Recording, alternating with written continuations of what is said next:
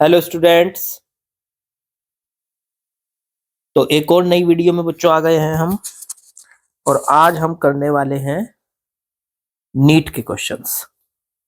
Chapter ray optics चल रहा था जेई मेन वाला, उसी चैप्टर के नीट के क्वेश्चन भी करते हुए चलेंगे ताकि वो चैप्टर आप लोगों के लिए पूरे तरीके से कंप्लीट हो जाए। चलो पहले सवाल में आते हैं बच्चों। आपको पता है नए सिलेबस पर बेस्ड हम सवाल करेंगे सारे, और मेंस के हमने कर लिए रे ऑप्टिक्स के। अब हम शुरू करते हैं नीट वाले क्वेश्चंस। पहले 2023, फिर 22, फिर 21, इस तरीके से पीछे की तरफ चलते हुए चले जाएंगे, सारे क्वेश्चंस अपने खत्म करेंगे। चलो पहले सवाल में देखो बच्चों क्या बोला है इसने। Light travels a distance x in t1 time in air, ठीक है, and 10x in time t2 in another denser medium. What is the critical angle? तो भाई साहब, क्रिटिकल एंगल का फॉर्मूला होता था theta C is equal to sine inverse 1 में mu, denser का म्यू रेयर के रेस्पेक्ट में, ये होता था। ये क्रिटिकल एंगल का फॉर्मूला था बच्चों।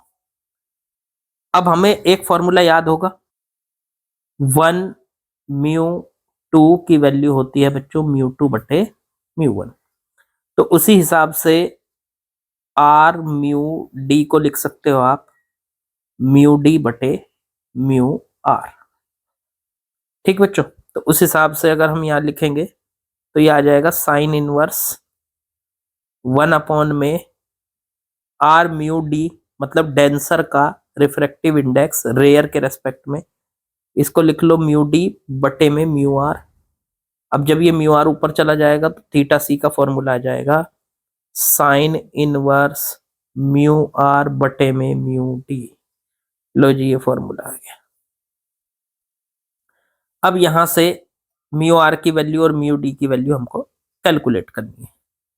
चलो इसको भी कैलकुलेट करते हैं। अब यहां से अगर म्यू की वैल्यू याद करें तो कैसे निकलती थी सर? c/v। c होती थी एयर में लाइट की स्पीड और v मीडियम में लाइट की स्पीड। इस हिसाब से अगर हम म्यू आर निकालें तो उसका भी फॉर्मूला यही आएगा c/v। c हो गई एयर में स्पीड और v हो गई रेयर मीडियम के अंदर जाने की उसकी स्पीड, मतलब मीडियम के अंदर की स्पीड। अब स्पीड बराबर क्या होता है? स्पीड बराबर होता है सर डिस्टेंस बटे टाइम। अब इसने देखो क्या बोला था सवाल में, लाइट ट्रेवल से distance x in time t1। Distance है x और टाइम है t1, तो डिस्टेंस अपॉन टाइम तो x/t1। इस हिसाब से म्यू आर की वैल्यू आ गई, ये t1 ऊपर चला गया, c t1 और बटे में x। ऐसे ही सेम निकाल लो म्यू डी की वैल्यू डेंसर मीडियम की। तो डेंसर मीडियम के लिए भी सेम यही फॉर्मूला c/v। तो c रहेगा, v मीडियम के अंदर उसकी स्पीड। अब मीडियम के अंदर देखो डेंसर मीडियम में वो कितने डिस्टेंस चल रहा, 10x in time t2 denser medium में। तो स्पीड बराबर होता है डिस्टेंस बटे टाइम। डिस्टेंस है 10x और टाइम है t2। अब ये 10x और बटे में t2, अब ये t2 ऊपर चला जाएगा तो यहां से म्यू डी की वैल्यू आ गई c इंटू t2 बटे में 10x। अब म्यू डी और म्यू आर की वैल्यू इसमें रख दीजिए तो ये आ जाएगा साइन इनवर्स म्यू आर की वैल्यू c t1/x और बटे में म्यू डी की वैल्यू c t2/10x। ठीक है, ये यहां जाएगा, ये यहां जाएगा, x से x कट गया, c से c कट गया। तो ये आ गया सॉल्व करके बच्चों साइन इनवर्स, ये सबसे ऊपर चला गया 10t1 और बटे में t2, 10t1/t2। ये आ गई थीटा सी की वैल्यू। तो मेरे ख्याल से समझ में आ गया होगा आपको, sine inverse 10t1/t2, option number सी।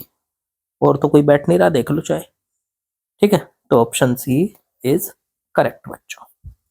आसान सवाल था, कुछ नहीं था, ये तो सीधा सिंपल सॉल्व करना था। चलो आगे बढ़ते हैं, अगले सवाल पे चलते हैं। चलिए नेक्स्ट क्वेश्चन पे आते हैं बच्चों। नेक्स्ट क्वेश्चन में क्या बोला, two thin lenses are of same focal length but one is convex and other is concave.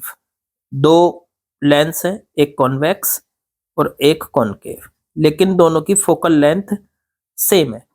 पर आपको पता है कॉन्वेक्स लेंस की फोकल लेंथ प्लस एफ होगी, तो इसकी फोकल लेंथ माइनस एफ होगी। कॉनकेव लेंस की फोकल लेंथ माइनस में होती है और कॉन्वेक्स लेंस की फोकल लेंथ प्लस में होती है बच्चों।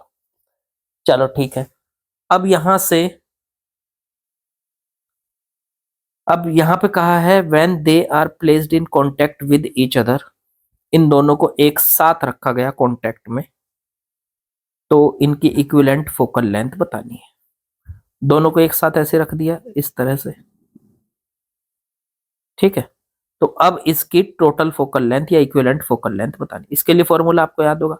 पहले लेंस की फोकल लेंथ मान लो f1 है, दूसरे की f2 है, तो 1/f इक्विवेलेंट बराबर 1/f1 प्लस 1/f2।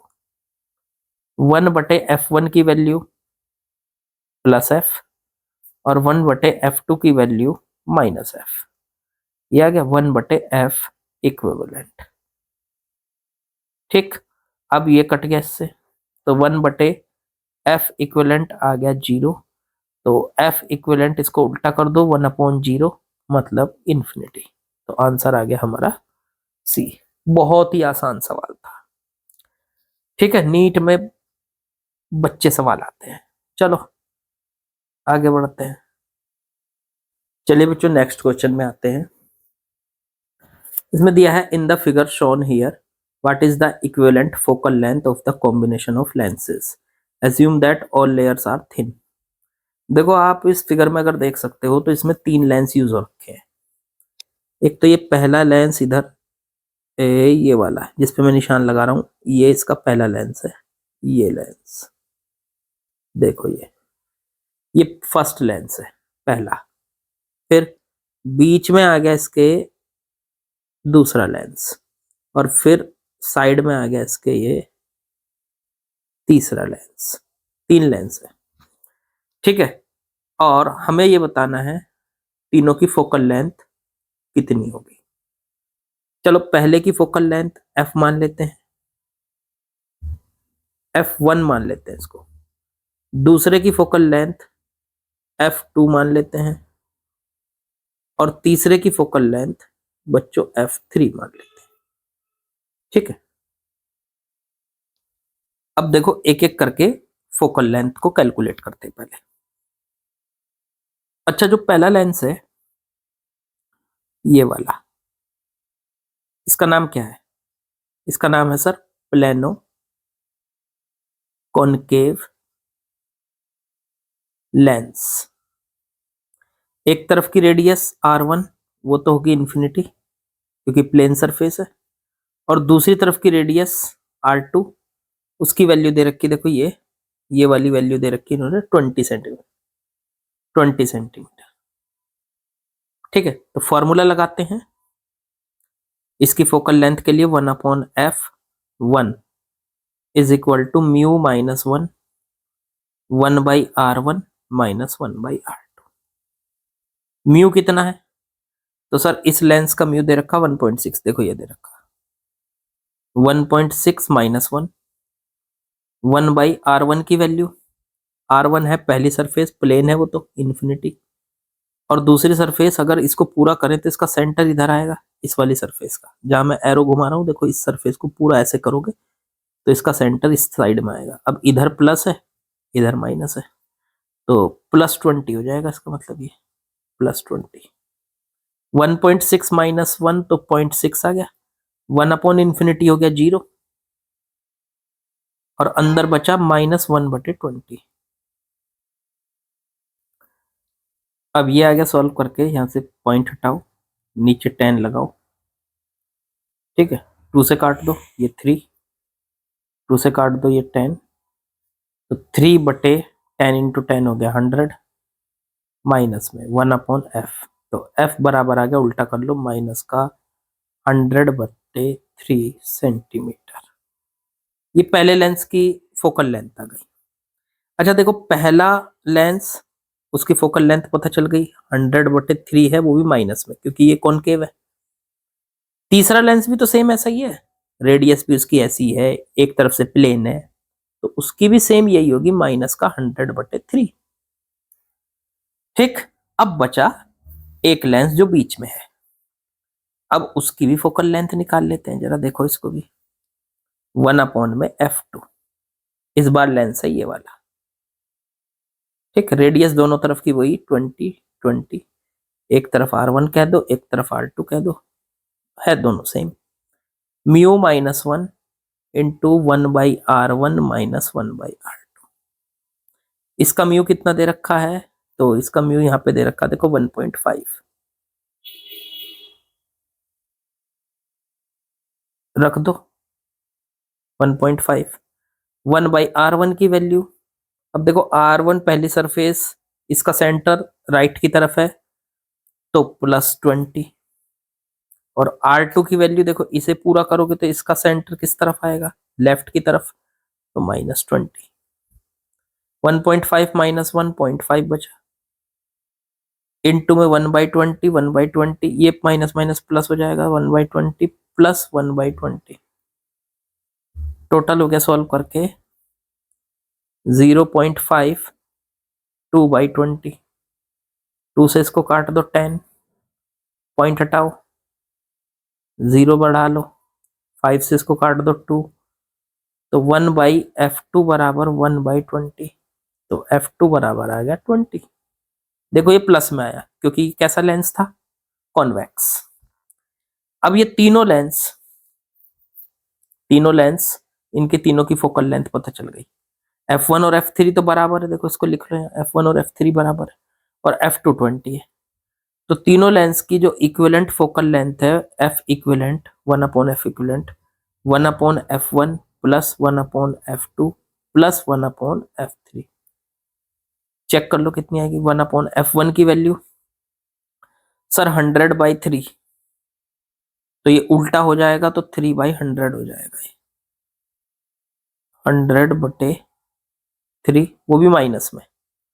ऐसे ही 1/f2 है 1/20, f3 वही -100/3, ये ऊपर चला जाएगा तो ये हो जाएगा माइनस का 3/100 प्लस 1/20 माइनस का 3/100। ठीक है जी, अब इसे सॉल्व कर लो, 100 ले लो इसका एलसीएम, ये हो गया -3, 5 से वो 20 से काटो तो 5, 20 से 100 को काटेंगे तो 5 आएगा, फिर 100 से 100 को काटेंगे 1 तो -3, ऊपर बचा -1/100, ये 1/f इक्विवेलेंट की वैल्यू आ गई। तो f इक्विवेलेंट कितना आ गया, उल्टा कर दो इसको तो -100 सेंटीमीटर।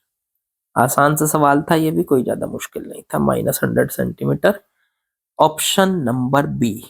ठीक बच्चों, चलो आगे बढ़ते हैं। चलो नेक्स्ट क्वेश्चन में आते हैं बच्चों, देखते हैं क्या बोला इसमें। दो ट्रांसपेरेंट मीडियम है ए और B, separated by a plane boundary, बीच में उनके प्लेन बाउंड्री है। Speed of light in those media, पहले मीडियम में तो लाइट की स्पीड 1.5 10⁸ मीटर पर सेकंड, और दूसरे में है 2 × 10⁸ मीटर पर सेकंड। तो हमें पता लगाना है मीडियम ए के अंदर लाइट की स्पीड 1.5 10⁸ मीटर पर सेकंड है, और दूसरे बी मीडियम के अंदर 2 × 10⁸ मीटर पर सेकंड है। अगर दोनों में देखा जाए तो किसके अंदर ज्यादा स्पीड है और किसके अंदर लाइट की स्पीड कम है। देखो जिसके अंदर लाइट की स्पीड कम होगी वो होगा डेंसर मीडियम, और जिसके अंदर लाइट की स्पीड ज्यादा होगी वो होगा रेयर मीडियम। तो इस हिसाब से पता चल गया ए तो है डेंसर मीडियम और बी है रेयर मीडियम। अब हमें पता करना है क्रिटिकल एंगल। क्रिटिकल एंगल का फॉर्मूला होता है θc बराबर साइन इनवर्स 1/μ। म्यू किसका, म्यू लेना है हमको डेंसर मीडियम का रेयर के रेस्पेक्ट में, इसलिए म्यू डी और इधर लिखेंगे आर। ये तो याद होगा ना आपके, म्यू डी का मतलब होता है डेंसर मीडियम का, और इधर आर लिखेंगे तो उसका मतलब रेयर के रेस्पेक्ट में। अब आपको एक फॉर्मूला याद दिलाता हूं, 1 म्यू 2। 1 म्यू 2 का मतलब होता था refractive index of 2 with respect to 1। 2 का रिफ्रैक्टिव इंडेक्स 1 के रेस्पेक्ट में। इसका फॉर्मूला याद करो, 1 म्यू 2 का फॉर्मूला होता था v1/v2। मीडियम 1 के अंदर उसकी वेलोसिटी और बटे में मीडियम 2 के अंदर लाइट की वेलोसिटी। तो इस हिसाब से तो सर r/μ_d का जो फॉर्मूला बनेगा वो बन जाएगा v/v_d। इसका मतलब हो गया रेयर के अंदर वेलोसिटी और बटे में डेंसर के अंदर वेलोसिटी। हाँ यही होता है। तो इस हिसाब से बस हम यहां से r/μ_d का वैल्यू निकाल लेते हैं। रेयर के अंदर वेलोसिटी कितनी है, देखो रेयर तो ये है ना, तो रेयर के अंदर वेलोसिटी है ये 2 × 10⁸ और बटे डेंसर के अंदर, देखो मैं आपको दोबारा से बताता हूँ, रेयर के अंदर की वेलोसिटी, रेयर मीडियम कौन सा है, बी, तो रेयर के अंदर की वेलोसिटी मतलब बी की वेलोसिटी, बी के अंदर वेलोसिटी, और डेंसर के बटे में डेंसर के अंदर की वेलोसिटी मतलब ए के अंदर की वेलोसिटी। अब वी बी कितना दे रखा है 2 × 10⁸ और बटे वी ए कितना है 1.5 × 10⁸। ये कट गया, इससे पॉइंट हटा लो, ऊपर 10 आ जाएगा, 5 से काट लो, ऊपर आ गया 4/3। तो ये आ गया बच्चों साइन इनवर्स 1/r/μ_d की वैल्यू क्या आई 4/3। 4/3 इसे ऊपर ले जाओ तो ये बन गया साइन इनवर्स 3/4। 3/4 को क्या लिख सकते हो, जरा कैलकुलेट करके देखो, तो 0.75, बस 75 लिख लो, 0.75 ये बैठ गया, ठीक है ना। तो कौन सा ऑप्शन बैठ रहा है, ये थीटा सी की वैल्यू साइन इनवर्स 0.75, तो ये ऑप्शन बैठ गया हमारा बच्चों ऑप्शन नंबर ए। आसान सा सवाल था, कुछ नहीं था इसमें भी, बहुत इजी सा क्वेश्चन था, बस फॉर्मूले याद होने चाहिए यार, फिर क्या दिक्कत है। ठीक है, क्रिटिकल एंगल के लिए फॉर्मूला होता है कि म्यू रखना है डेंसर का रेयर के रेस्पेक्ट में 1/, बस उसे निकाल लिया हमने, फॉर्मूला हमें पता ही है इस फॉर्मूले से। चलो आगे बढ़ते हैं, चलो जरा नेक्स्ट क्वेश्चन में आते हैं बच्चों। ए बाइकॉन्वेक्स लेंस कैसा होता है, जो दोनों तरफ से कॉन्वेक्स शेप होती है जिसकी, ऐसा। रेडियाई ऑफ कर्वेचर ईच, मतलब दोनों तरफ की जो रेडियस है r1 कह लो वो भी 20 है, और दूसरी तरफ की रेडियस वो भी 20 है। रिफ्रैक्टिव इंडेक्स म्यू दे रखा है इसका 1.5, पावर बतानी है इसकी। रिफ्रैक्टिव इंडेक्स ऑफ मटेरियल ये दे रखा है, पावर बतानी है, बहुत आसान है। यहाँ पे फॉर्मूला लगेगा, यहाँ पे फॉर्मूला लगेगा 1/f, फोकल लेंथ निकाल लो, म्यू -1 1/r1 -1/r2। म्यू कितना दे रखा 1.5 -1 1/r1 पहली रेडियस। अब देखो इस सरफेस का, जहां मैं एरो घुमा रहा हूं, ये सरफेस को पूरा करोगे तो इसका सेंटर राइट में आएगा, राइट में प्लस और लेफ्ट में माइनस, तो r1 को लेना है +20, और r2 की जो देखो, r2 को अगर पूरा करोगे ऐसे तो ये आपका लेफ्ट में आएगा r2 वाली सरफेस, तो -20। 1.5 -1 0.5 रह गया, 1/20 + 1/20 तो ये आ गया 0.5, 2/20, इससे इसको काटोगे तो 10, पॉइंट हटाओगे तो भी 10 नीचे आएगा, 5 से इसको काटो 2 तो 1/f, तो f बराबर आ गया 2 × 10 ऊपर जाके 20 सेंटीमीटर। लेकिन f नहीं निकालना था हमको निकालना था पावर। पावर का फॉर्मूला होता है 100/f, अगर f को सेंटीमीटर में रखोगे तो 100/f, तो 100 बटे एफ की वैल्यू रख दो 20, इससे काट दो तो 5, और वो भी प्लस में, प्लस का 5 डायोप्टर। आंसर आ गया बी, बी इज करेक्ट। तो बिल्कुल आसान सवाल था, आसानी से इसको हमने कर लिया बच्चों। तो आज के क्वेश्चंस कंप्लीट हुए, कल मिलते हैं। लाइक शेयर सब्सक्राइब कमेंट सब कुछ कर देना। मैं तो पहले कहता ही नहीं हूँ, बाद में कहता हूँ यार कर दिया करो। ओके, प्रैक्टिस करते रहिए, और आई विश आप सभी का बहुत अच्छे मार्क्स के साथ सिलेक्शन होगा, बहुत बढ़िया रैंक के साथ सिलेक्शन होगा। ठीक है, चलिए कल मिलते हैं बच्चों।